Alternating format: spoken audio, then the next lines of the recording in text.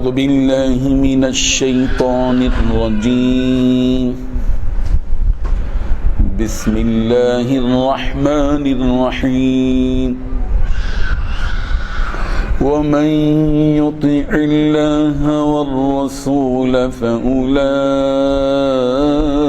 مع الذين أنعم الله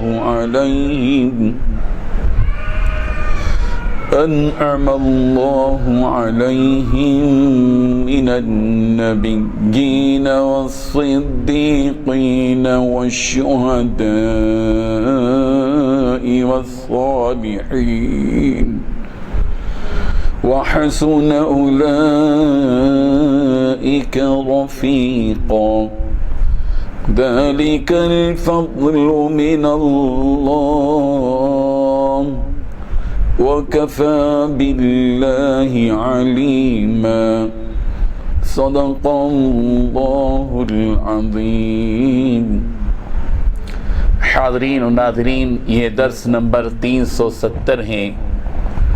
سورہ نساء کی 2 آیتوں کی تلاوت کی گئی، آیت نمبر 69 اور آیت نمبر 70.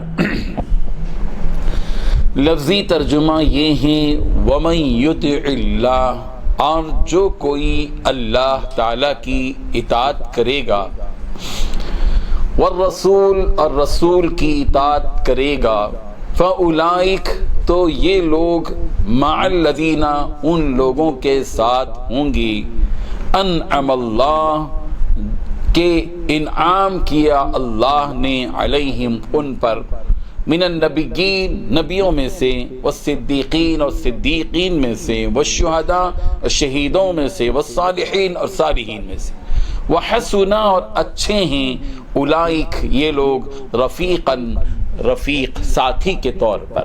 ذالک الفضل، یہ فضل ہے، من اللہ، اللہ کی طرف سے، وکفی باللہ، اور کافی ہے اللہ، علیماً، جاننے والا. ترجمہ یوں ہے، اور جو لوگ اللہ اور اس کے رسول کی اطاعت کرتے ہیں وہ قیامت کے روز ان لوگوں کے ساتھ ہوں گے جن پر اللہ نے بڑا فضل کیا، یعنی انبیاء اور صدیقین اور شہداء اور صالحین، اور ان لوگوں کی رفاقت بہت ہی خوب ہے. یہ اللہ کا فضل ہے اور اللہ جاننے والا کافی ہے. بزرگان محترم، ان 2 آیتوں میں اللہ تبارک و تعالیٰ نے 4 باتیں بیان فرمائی ہیں. پہلی بات، جو لوگ اللہ اور رسول کی اطاعت کریں گے وہ ان کے ساتھ ہوں گے جنت میں جن پر اللہ نے انعام فرمایا ہے، یعنی نبیوں کے ساتھ، صدیقین کے ساتھ، شہداء کے ساتھ اور صالحین کے ساتھ. دوسری بات یہ بتائی کہ اور وہ، یعنی انبیاء، صدیقین، شہداء اور صالحین کتنے اچھے ساتھی ہیں. تیسری چیز یہ بتائی یہ فضیلت اللہ کی طرف سے ملتی ہے. اور چوتھی بات یہ بتائی لوگوں کے حالات سے باخبر ہونے کے لیے اللہ تعالی کافی ہے. اللہ اور اس کے رسول کی اطاعت اور فرمانبرداری کا کس قدر بہترین صلہ آخرت میں ملے گا، اس کا احساس اس آیت کی تفسیر سے معلوم ہوگا. اس سے پہلے کہ میں اس آیت کے شان نزول کی طرف نشاندہی کروں، اس چیز کا احساس ہم سب سے پہلے اپنے دل کے اندر پیدا کریں. کیا کبھی ہمارے دل میں یہ بات آئی کہ جنت میں، جہاں ہمارے ذہنوں میں ساری نعمتوں کا تصور آتا ہے کہ جنت میں حوریں ہوں گی، میوے ہوں گے، ترکاریاں ہوں گی، غلام ہوں گے، طرح طرح کی ڈشز ہوں گی، بہترین مسند ہوں گے، ریشم، سونا اور چاندی اور ہیرے اور جواہرات کی سے مرصع زندگی ہوگی، نہریں ہوں گی، پانی کی، شراب کی، شہد کی. ان ساری نعمتوں کے تصور کے ساتھ کبھی کیا یہ سوال ہمارے ذہن میں پیدا ہوا کہ کیا جنت میں نبی رحمت حضرت محمد رسول اللہ صلی اللہ علیہ وسلم کا دیدار بھی تو ہوگا یا نہیں؟ اس لیے کہ وہ جنت ہی جنت کیا ہے جس جنت میں سب کچھ ملے مگر رسول اللہ صلی اللہ علیہ وسلم کی رفاقت نہ ملے. کیا علاج ہے اس کا؟ کیا فارمولہ ہے اگر واقعی ہمارے دل کے اندر یہ تڑپ ہے کہ اللہ اور اللہ کے رسول کی رفاقت نصیب ہو، پیارے پیغمبر صلی اللہ علیہ وسلم جنت میں ہمارے ساتھ ہوں، یا یہ کہ سرکار کو ہم دیکھتے رہیں، یا سرکار کے چہرے انور کو دنیا میں تو دیکھ نہ سکیں لیکن جنت میں سرکار کے چہرے کو دیکھ سکیں، تو کیا فارمولہ ہے؟ قرآن مجید نے یہ فارمولہ ایک جذبے والی واقعے کی روشنی میں پیش کیا ہے۔ حضرت ثوبان رضی اللہ عنہ نبی کریم صلی اللہ علیہ وسلم کے غلام ہیں، سرکار دو عالم صلی اللہ علیہ وسلم نے ان کو آزاد کر دیا، سرکار کے آزاد کردہ غلام، مگر پیارے پیغمبر سے بڑی محبت ہمیشہ حضرت ثوبان کہ کو شوق ہوتا کہ سرکار کا چہرہ دیکھیں، اور ان کو اس وقت تک چین نہیں آتا تھا جب تک کہ وہ سرکار کا چہرہ نہ دیکھ لیتے۔ آپ کی زیارت ہو جاتی، ایسے محسوس ہوتا کہ ان کا جی بھر گیا، پیٹ بھر گیا، اللہ کے نبی صلی اللہ علیہ وسلم کی زیارت کے لیے آتے، دیکھ لیتے۔ ایک مرتبہ حضرت ثوبان نبی کریم صلی اللہ علیہ وسلم کی خدمت میں تشریف لائے، بہت عجیب چہرہ سوکھا ہوا ہے، غم سے گویا نڈھال ہیں، چہرے سے رنج اور غم کے آثار ہیں۔ نبی کریم صلی اللہ علیہ وسلم نے حضرت ثوبان سے پوچھا، ثوبان کیا بات ہے، چہرے پر غم اور رنج کے آثار ہیں، کیوں غمگین ہو؟